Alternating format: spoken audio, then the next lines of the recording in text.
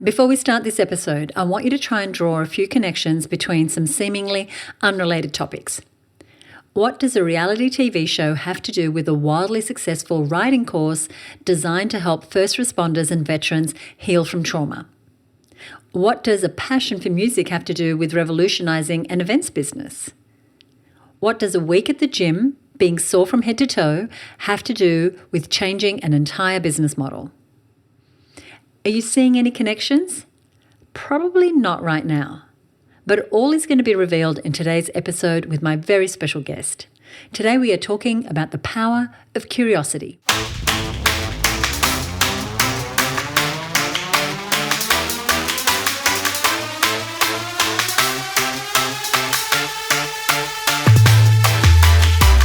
Hey there, it's Susie here. Welcome to the show. Inside of each of us, there is a spark of curiosity, a desire to know why things work, how they work, or an interest in random niche topics. And these might be topics that seemingly have nothing to do with your business. Maybe it's a TV show that you've been really into at the moment. Maybe it's a band you just rediscovered that you used to love. Maybe it's a new interest in gardening or pickleball, or you've gotten really into the various brands of canine toothbrushes. That desire to learn, that desire to know, no matter how trivial or bizarre the topic, is inside each one of us. And while most of us put aside these stray thoughts and interests as distractions or procrastination or something to think about when we're not working, what if embracing that curiosity actually leads to us having a more fulfilled and creative business life? What if pulling those threads actually makes your business more profitable and more able to serve your ideal clients? Our guest today is all about embracing curiosity and bringing creativity into our daily lives. And if you're already thinking, oh, I'm not creative, this isn't for me, keep listening. Our guest believes that leaning into your interests, no matter how bizarre they might be, and trusting your gut can actually produce an outcome in your business that you would never have expected. My guest is the phenomenal Valerie Khoo, CEO and founder of the Australian Writers' Centre, an accomplished artist and a very dear friend of mine. Now, on top of being an award-winning feature writer, she's also become known for her work around curiosity culture and why bringing in curiosity and creativity into our lives can benefit us deeply. But not just us, our businesses, our clients, and even our teams. I cannot wait for you to hear this conversation. So let's now welcome Valerie onto the show. Hey, Valerie, welcome. Great to be here, Susie, as always. I'm so excited about this conversation about curiosity because as a business owner, and I know there's lots of people listening who are in the same boat, we tend to keep our core business and tasks in one part of our life and our creativity separate. And we think of creativity in the traditional sense as something that happens in our spare time, on weekends. But you have great evidence about what can happen when we bring our whole selves into our business. Can we speak to that a little bit? Yeah, I'm a big believer in following your curiosity, especially because it leads to incredible creative breakthroughs in your business. And these are potentially things that affect your bottom line, positively in general, but also affect the way you approach business and your attitude to business. So I think that really embracing a culture of curiosity in your life, but especially in your business, speaking to this audience, is absolutely essential, not only, as I said, for your business, but for your soul. Can you talk a little bit more about what do you mean when you talk about curiosity? I think that often when we are in business, we are given templates to follow. We are given formulas to use. We're given a set strategy that to succeed online, you need to do A, B, C, D, E, that sort of thing, right? And those things are important and they make sense, and that's great. It's very, very useful to have structure and to follow a structure. But sometimes we're so busy following frameworks and structures that we ignore that thing inside us that is actually telling us to look at something or to explore something or to investigate something. Or it might not even be as big as, oh, you must investigate this. It's just this little nudge that piques your interest. And we might think, oh, okay, that's kind of interesting, but I'm just going to squash it now because I'm busy following the strategy, right? Right. And the danger is that we're so busy following this strategy, which may or may not suit us, or maybe only the certain bits suit us and other bits shouldn't.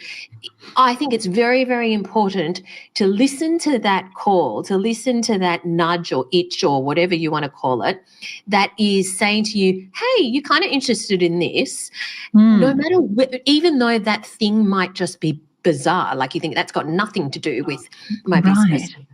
Hear it and pay attention to it, because it's there for a reason, and it can potentially lead you to something that is going to lead to something better in your business or in your life.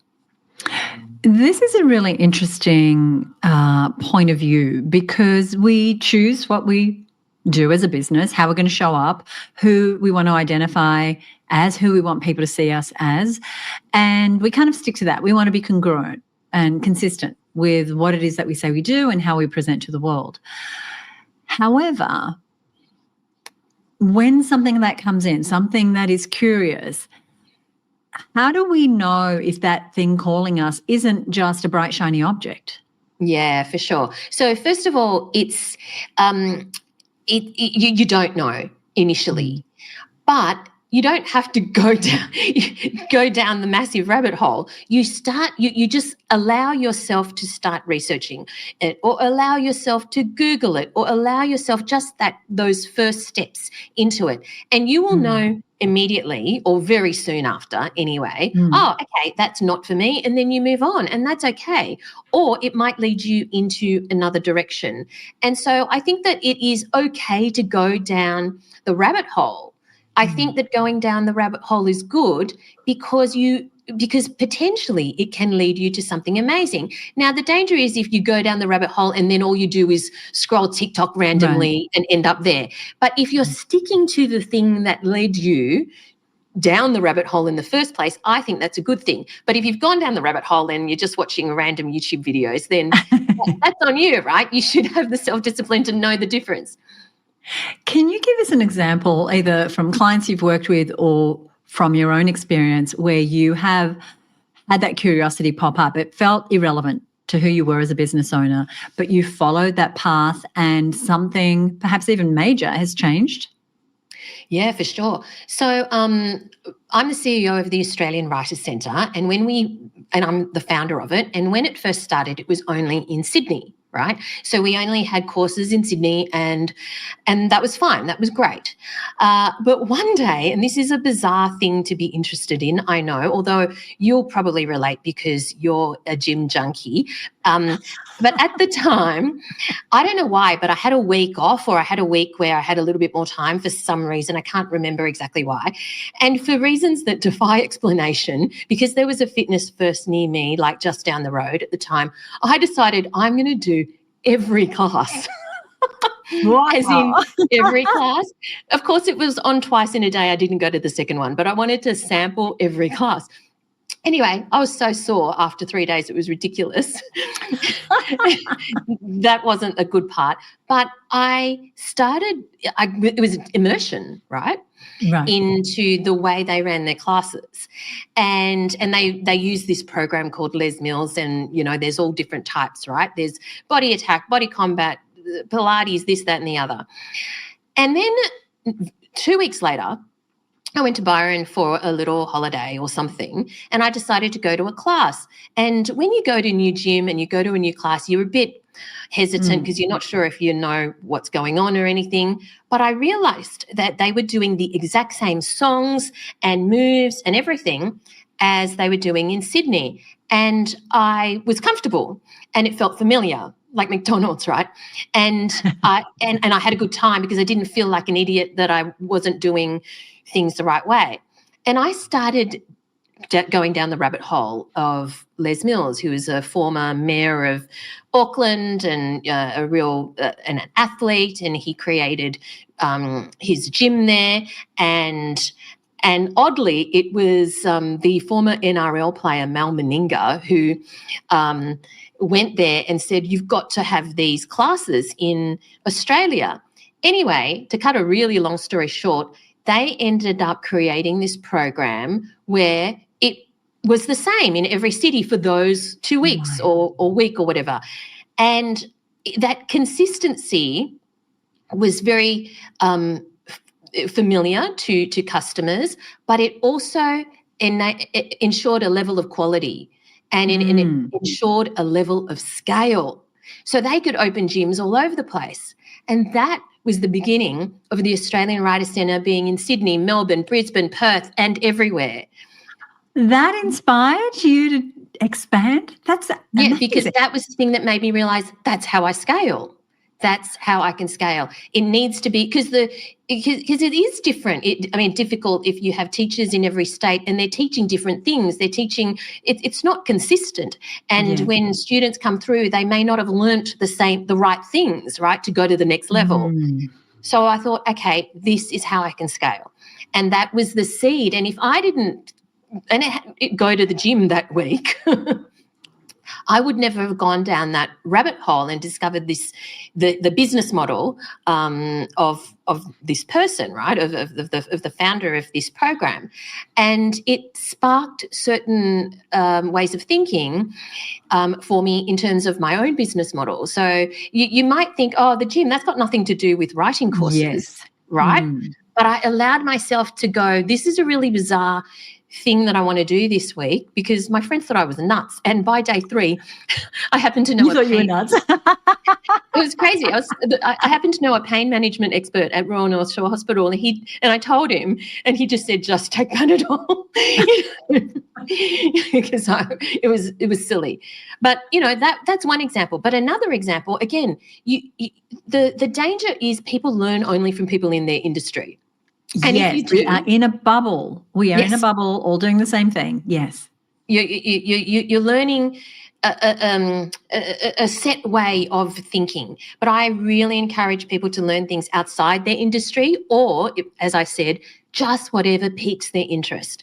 So more recently, you may know there was a show, and don't judge me, anyone, but there was a show called SAS Australia where there was like 4 special forces, ex-special force people who then took a bunch of celebrities off into the wilderness and did a whole bunch of challenges, and, it was a competition and there was a winner.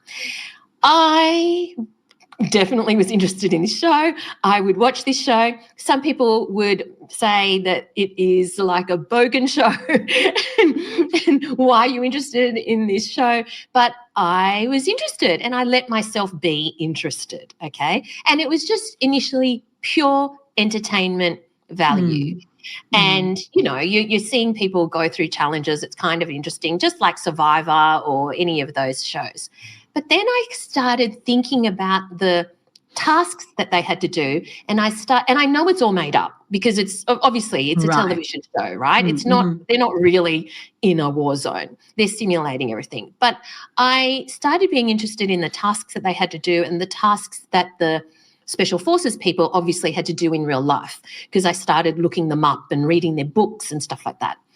And eventually I spoke to one of them. So, one of the stars on the show, like one of the Special Forces guy, and talked more about his background, more in depth than what was in the show, about his work with child trafficking and stuff like that. And I became interested in that. And I became interested in the aftermath of dealing with extreme situations. And because of that, I also started talking to a friend of mine. It's a long story, but there's a rabbit hole, right? Whose son went to Afghanistan and had returned, and unfortunately, everyone in his cohort or unit had either died or taken their own life, and he was in a very bad space, and she had to basically go and make sure he was okay. And I started marrying kind of things in my brain about the healing power of writing, because these people come back and there's no one to talk to, or they find it difficult to. It's not that there's no one to talk to. Of course, there's people to talk to, but they find it difficult often to talk to people. But when you write to no one but yourself, you're not being judged by anyone. You're not worried about whether you've written anything good or not. You're only writing for yourself. Anyway, again, to cut a really long story short, that developed into a program that I've developed called Personal Storytelling for Veterans and First Responders. Because I've, since really researched it and talked to lots of veterans and first responders, and because I went down that rabbit hole, I believe I, ended up meeting Sir Peter Cosgrove, General Sir Peter Cosgrove, on a cruise ship of all places, and discussed this with him as well. So there's this program that we have now called Personal Storytelling for Veterans and First Responders, and it's been life-changing for veterans and first responders. I bet. So I'm really glad that I watched that show. But in addition to that, we now have a second program for regular civilians, just normal people who want to. It's like an introduction to personal storytelling and memoir, right? So it's spanned 2 courses, and they've become 2 of our most successful courses. But again, if I didn't listen to that, I think I'm going to watch this show secretly, that rabbit hole never would have occurred. That is fascinating, and I can't imagine the number of lives that have been changed by you going down that rabbit hole, going outside of the way you're normally thinking and doing things that you don't normally do. And you made a really good point before, is that we tend to learn from people in our industry. We become part of a bubble. I know at times I've been part of the digital marketing bubble, and so you're kind of all doing what the other person is doing and pricing yourself similarly, offering similar products and services. I remember we had an events business for many years, as you know, Valerie, because we've known each other for a long time. And when we first started, we were just doing what other events companies were doing. And there came a point where it was, I don't know if you call this curiosity, but I kind of recalled I had worked in the music industry in my 20s and put those things together. Like, what if, rather than doing what other seminar companies are doing, what if we treated our events company like a music label? And what if we represented a few brands, but we did their live events, their merch, had a contract with them, had them exclusive, and that created this boutique events agency. We just put us way ahead of the competition because it was a different way of doing it. That's great. Yeah, exactly. So that you listened to that thing in your brain that made you think, okay, what if? That is the key word. What if? Right?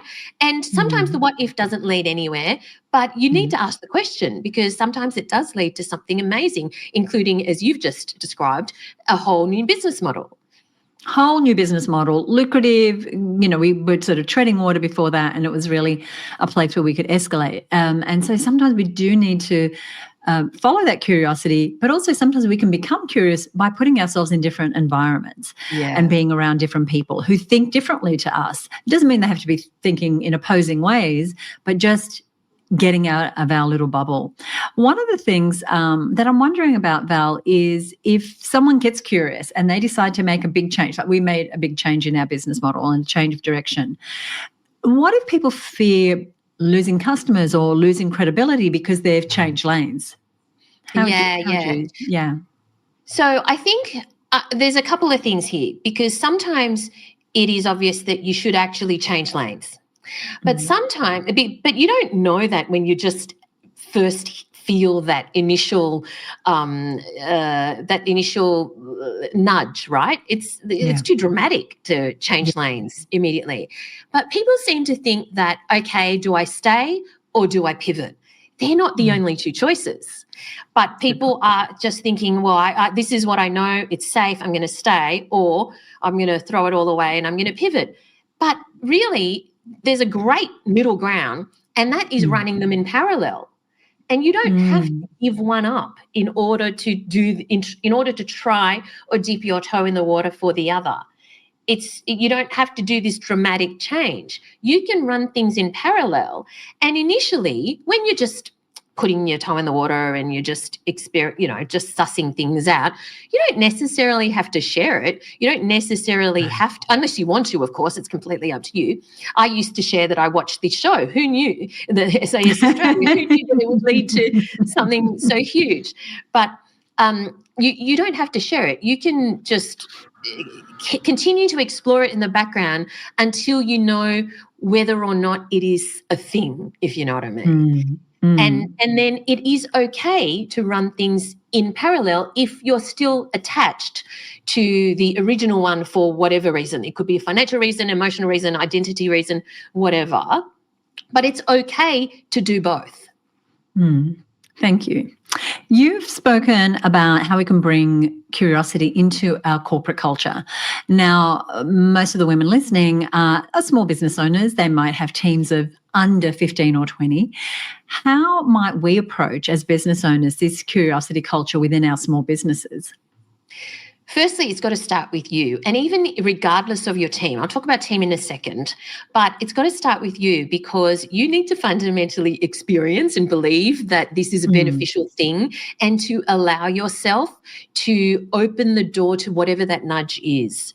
And I think at a simple level, we call it curiosity. Some people already are very intuitive and already listen to their gut. And that's great. You're kind of already there in a sense. But if you're not, it is paying attention to those little things and letting yourself just take that first step of a Google or, just that you don't have to set aside 3 hours.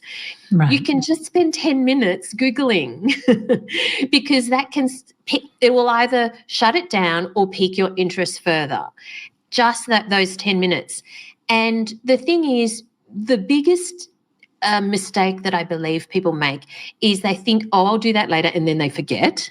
They do want to do it later, but they don't write it down, or even if they write it down, it stays on the someday list forever.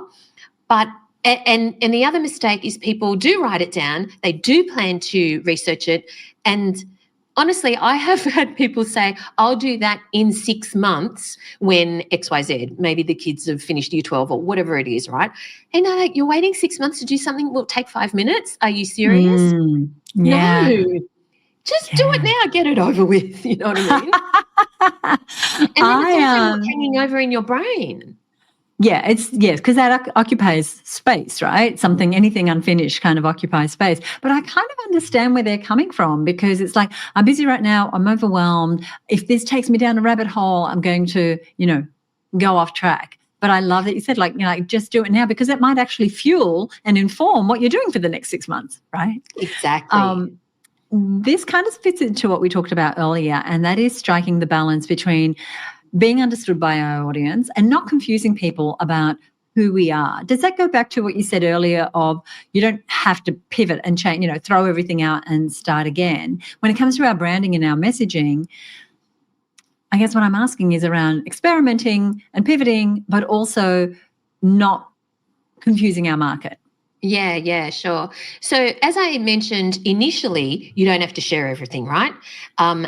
But then if you do decide to completely pivot and that feels really aligned with what your purpose is and what you want to put out in the world and what you want to be known for, and if you've chosen to pivot, then you've chosen to pivot. You've actually chosen to change, and you need to tell your audience about this, and you need to embody that. The struggle occurs is when you're not fully aligned. The struggle occurs is when you're thinking, oh, should I pivot or should I not? Do you know what I mean? And that's when it becomes difficult. But if you already know you're going to pivot, well, pivot. Tell people that's the end of that kind of thing. But if you're kind of straddling both and you are not sure, then what I would suggest is, number one, if you're truly not sure which direction you're going, I wouldn't, tell the whole world, oh, I'm really uncertain about which direction I'm going. You can tell all of your friends and stuff like that. Sure, of course, to help you. Because what's the point of doing that?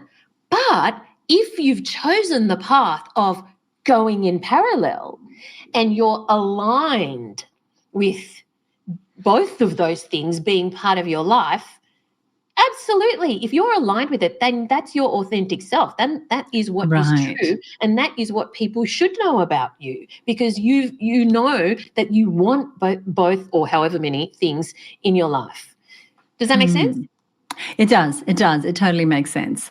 I remember, Val, and again, you may remember this. You know, we used to be, as long as you're a woman business owner, it didn't matter what size business, if you had an idea for a business, what you did, you could come to us and we would support you through training and mentoring and our events and things. And about 18 months ago, I kept pulling this tug to, like, what if we were just for women with established businesses?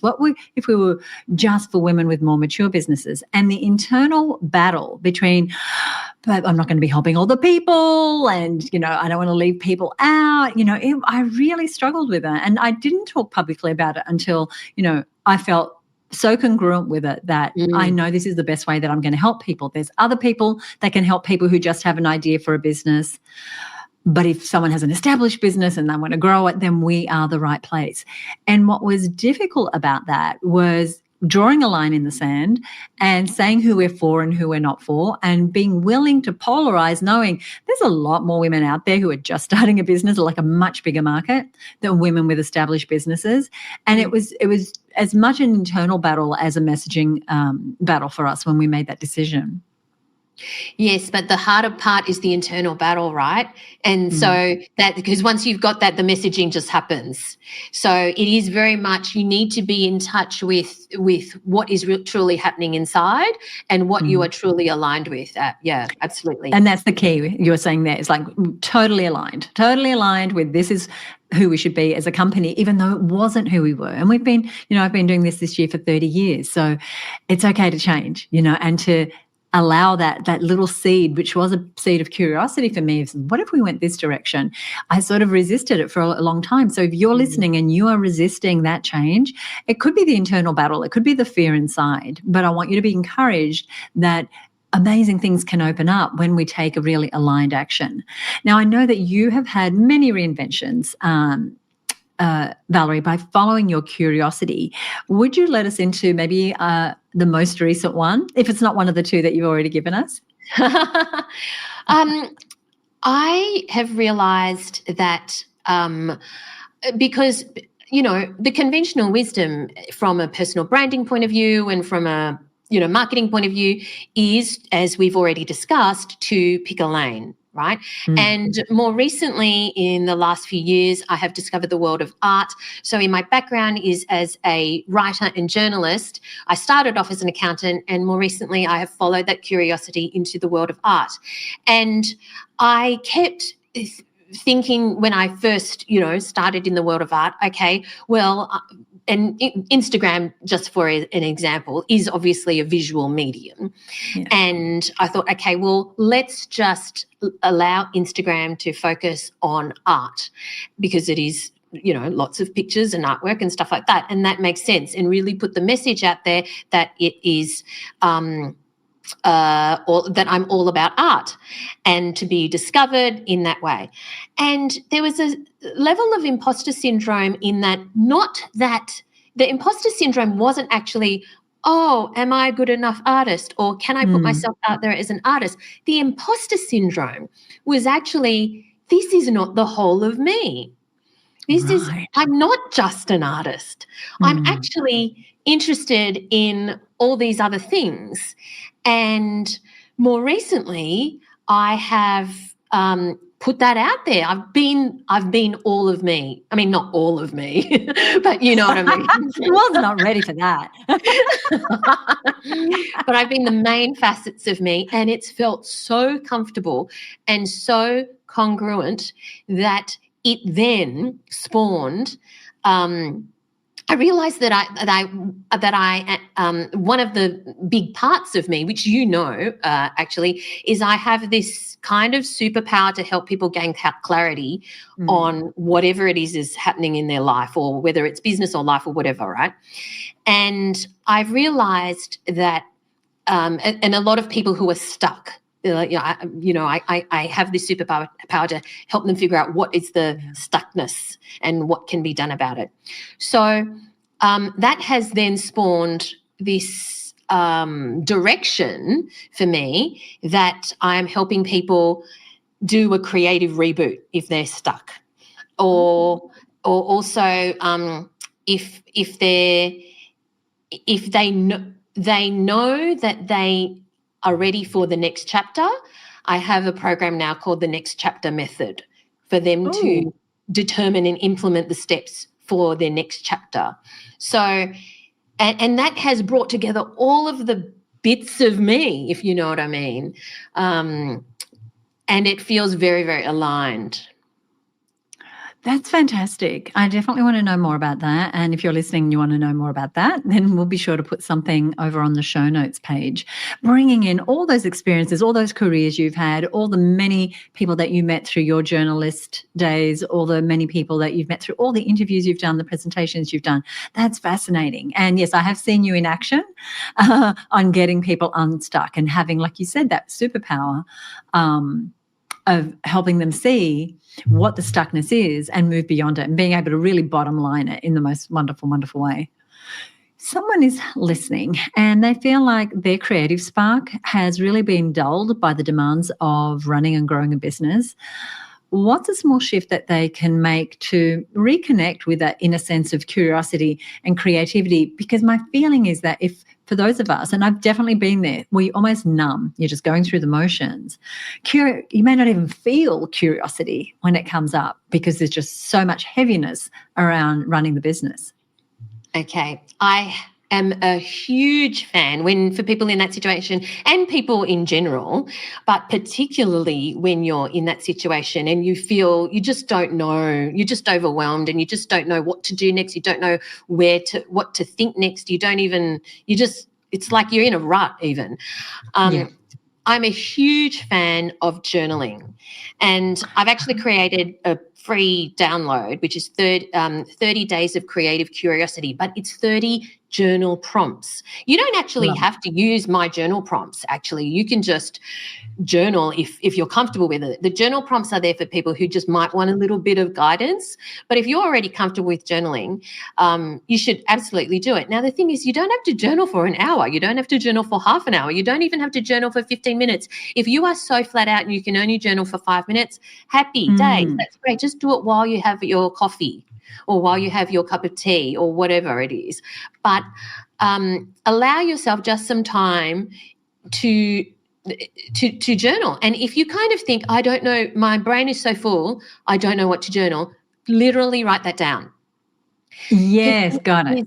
It's astounding what comes out. If you just go, my brain is so full, I really don't know what to write down. Oh my God, I'm so busy today. I have to do this, this, and this, and this. But why isn't this working? Da, da, da. Allow yourself the thing that's usually going on in your brain, but it's all mixed up in your brain because there's so many other things in your brain. Using a pen and a piece of paper, or you can do it on the computer if you want, but I tend to think that it's better, written down. Use that exercise really, really, really helps you distill what's really happening in your brain. And you got to make sure you understand no one's reading this apart from you. So it doesn't have to be beautiful. It doesn't have to be fantastic sentences and stuff like that. But it is the ultimate expression of what is truly inside you, especially if you could, remind yourself no one else is reading it. And whenever I have any level of uncertainty or indecision, or I'm a bit confused about something, this is a surefire way for me to distill, maybe not everything, but certainly the next step. Love it. That's the 30 Days of Creative Curiosity, a free journaling guide. We're going to put a link to that in the show notes. I am an on-off journaler. I'll go through periods where I journal and then I go dry for a long time, but I'm very inspired to again, with your suggestion, it doesn't have to be a half hour in the morning that I have to journal, just something, and using these prompts. So have a look at our show notes. I'll tell you where you can find those in just a few minutes, and go ahead and download the 30 Days of Creative Curiosity. As you know, Valerie, our tagline here at Her Business is do what you love every day. Right, bringing that into our life and into our business. So give us a glimpse of what it looks like in a day in the life of Valerie Khoo when you are doing what you love. Okay, well, generally in the morning, I do this thing which is, I know this sounds boring, but it's not. It's actually really satisfying and really productive. And I used to do it because I used to go out with my cat and do it in a cafe, but he's gone to heaven now. But it's still a really great exercise, and that is I process my emails. But what that means is not only do I process my emails and answer like messages like on Slack or whatever, I get that done in the morning, and that's why it is quite easy for me to achieve inbox zero. Of course, that goes out the window a little bit when you're traveling, but let's say you're not traveling. I process everything and I answer all the queries kind of thing. Okay. And you do that in the morning only? I still answer some things during the day, of course, but there's usually a chunk in the morning, right? And that kind of sets me up for the day, because I also use that time to plan the day, not to plan today, plan the things that I need to get done that day. And so then these days I then go to the gym, and I feel good when I come back, and then I'm ready for deep work. Now, that deep work might be, depending on what's happening, a project with the Australian Writers' Centre, or it might be finishing a large-scale floral painting. So it depends on the day, and they both bring me joy. So I'll just do whatever it is that's either deadline-driven or is calling me that day. But the thing that sets me up for the day is that morning thing that I do. That's so interesting. I love that. Because some people are like, well, do the deep work first, because that's the most important thing. But, it's finding what that groove is for us, right? And for you, that's what keeps you productive, is doing the admin morning and then moving into your deeper work, because your brain's decluttered. You're not wondering if there's answered emails or loose ends, et cetera, et cetera. Oh, that's so right. Interesting. And you set a time limit. You set a time limit to get done. Yeah, there was when it developed was when my cat Rocky, there was a point where he'd get restless, and I just knew. That's how much time you had. I love it. Was that one coffee's worth or two coffees worth of time?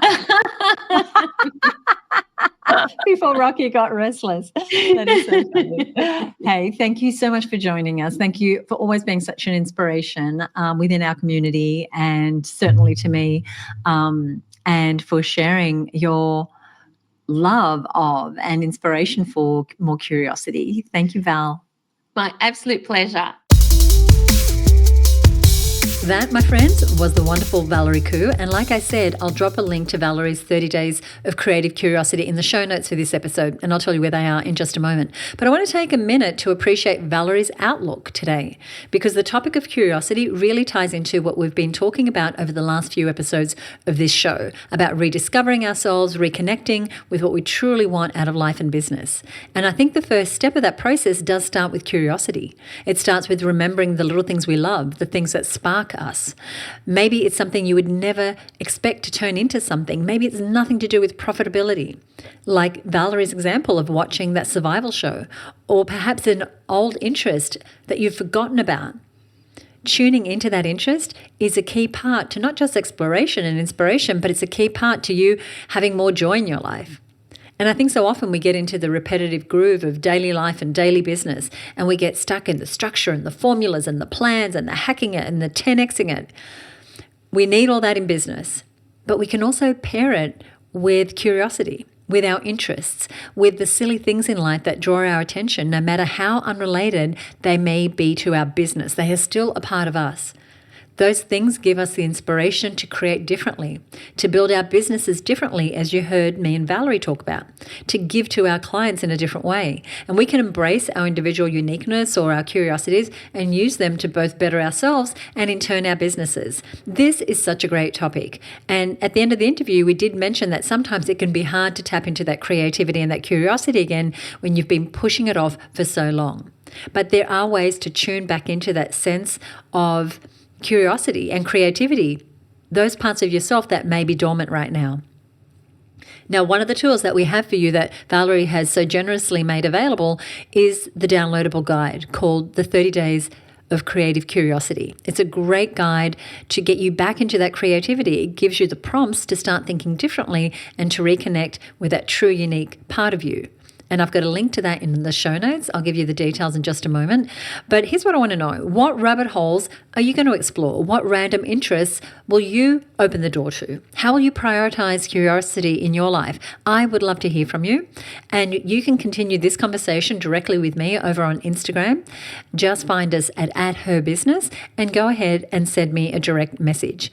And of course, these are the sorts of conversations, the big conversations that we have all the time inside of the Her Business Network. So if you're not a member and you're listening here, head over herbusinessnetwork.com and learn more about how you can join us. Now, one of the things that I love to do is to celebrate women who are acknowledging of the work that we do to put together this show. And DC Indigo left a review about episode 301, which was an interview with Dr. Olivia Ong. It was a great interview about resilience and burnout and the power of self-compassion. And here's what DC Indigo said. She said, "Thank you, Susie and Olivia, for the recent episode on burnout and the advice on the importance of slowing down to speed up and how important self-care is to being productive." I'm going to put a link to that episode inside of our show notes so that you can check it out. And you will find the highlights of today's episode, a link to Valerie's resource, and a link to the episode I just mentioned over at herbusiness.com/313. That's herbusiness.com/313. Be sure to download Valerie's fabulous 30 Days of Creative Curiosity. Now, if you're new to the show and you don't already subscribe, be sure to hit that subscribe button so you can catch the upcoming episodes. We love doing this show for you, and I'd love it if you would join me right here next time on the Her Business Podcast. Bye for now.